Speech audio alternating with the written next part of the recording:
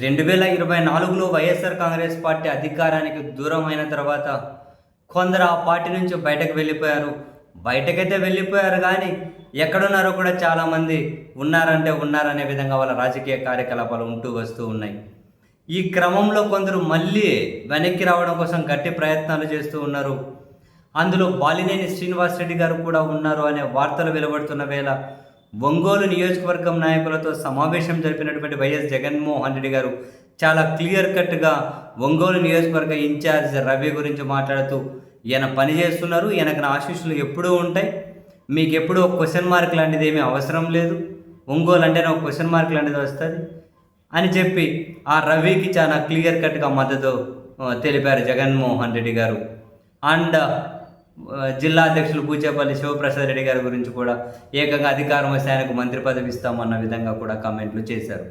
జగన్మోహన్ రెడ్డి గారి వ్యాఖ్యల తర్వాత బాలినేని శ్రీనివాసరెడ్డి గారికి వైసీపీలోకి దాదాపు డోర్లు క్లోజ్ అయిపోయినట్లే అనే వార్తలు వెలువడుతున్న వేళ బాలినేని శ్రీనివాసరెడ్డి గారు వాళ్ళ కొడుకును పిలుచుకొని ప్రస్తుతమైన జనసేనలో ఉన్నారు కదా, ఆ పార్టీ అధ్యక్షుడి దగ్గరికి వెళ్ళారు.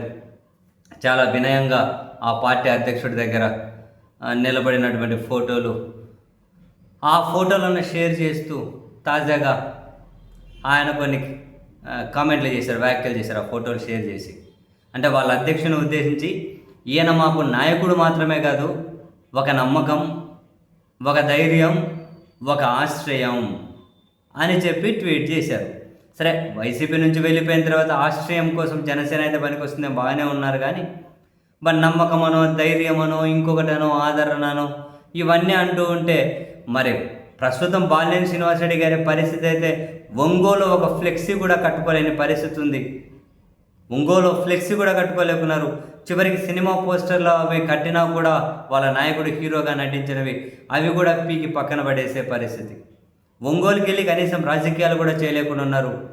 మరి బాలినేని శ్రీనివాసరెడ్డి గారు ఏమో నమ్మకం అంటున్నారు, వాళ్ళ నాయకుని ధైర్యం అంటున్నారు, ఆదరణ అంటున్నారు, ఆశ్రయం అంటున్నారు. మరి ఏమైనా ఒంగోలు టికెట్ మీద ఏమైనా కన్ఫర్మేషన్ వచ్చిందా? అక్కడ ఏమైనా కనుక గ్యారంటీ ఉందా? లేకుంటే వాళ్ళ కుమారుడి రాజకీయ భవిష్యత్తు గురించి ఏమైనా కనుక గ్యారంటీ దక్కిందా? కాదు కూడదని బాలినేని శ్రీనివాసరెడ్డి గారికి ఏమైనా కనుక ఎమ్మెల్సీనో లేకుంటే ఇంకేమైనా కీలకమైన పోస్టింగ్స్ ఏమైనా ఇవ్వబోతూ ఉన్నారా అనే చర్చ అయితే నెట్టింట జరుగుతూ ఉంది. మరి చాలా సుదీర్ఘంగా సమావేశమయ్యారు వాళ్ళ అధ్యక్షుడితో. మరి ఏమి ఆదరణ దక్కింది? ఒకవేళ నిజంగానే ఎమ్మెల్యే టికెట్ ఏమైనా కన్ఫర్మ్ చేయించుకున్నారా? అంటే అక్కడ టీడీపీ కాదని చెప్పి జనసేన బాలినేని శ్రీనివాసరెడ్డి గారికి ఏమైనా ఇస్తారా? లేకపోతే వాళ్ళ కొడుక్కి ఇస్తారా?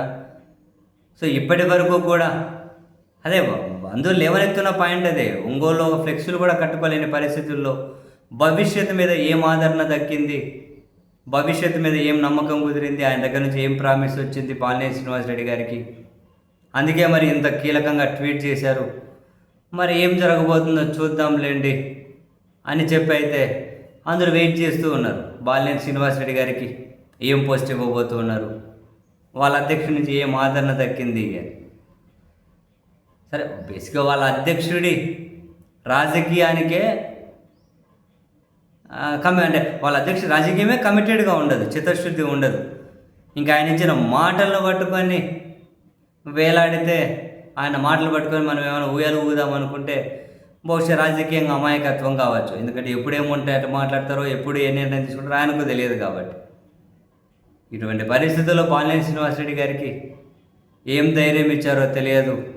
జగన్మోహన్ రెడ్డి గారి అట్లా ఒంగోలు మీటింగ్ అయిపోగానే నెక్స్ట్ ఇమ్మీడియట్గా బాలినేని గారు వాళ్ళ కొడుకుని తీసుకుని ఆయన దగ్గరికి వెళ్ళారు. ఆ తర్వాత నెక్స్ట్ ట్వీట్ చేశారు. చూద్దాం మరి ఒంగోలు రాజకీయం, బాలినేని గారి రాజకీయం ఏ విధంగా మారబోతుందో.